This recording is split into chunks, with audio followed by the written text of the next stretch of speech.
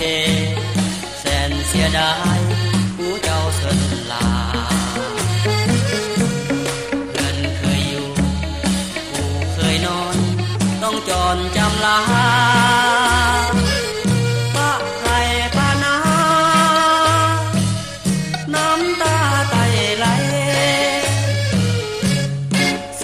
15 ปีที่ไตเฮาเสียแดนเคยหงเหืองคงขนอนอยู่สุขสบายลงแกงตาได้สร้างสาบ้านเมืองไว้หายบัดนี้จะเกย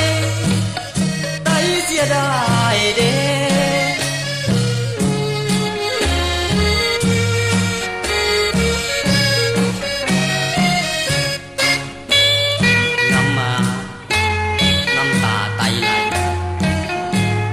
เมื่อจากไกล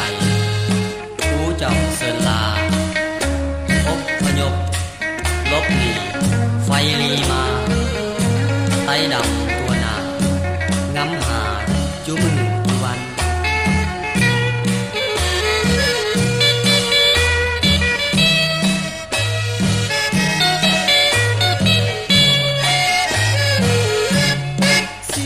15 ปี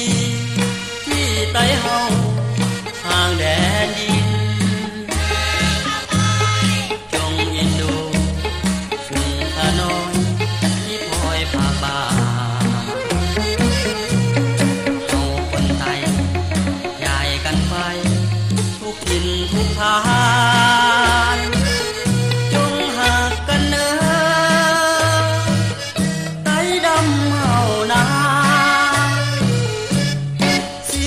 15 ปีไต้ดำเฮา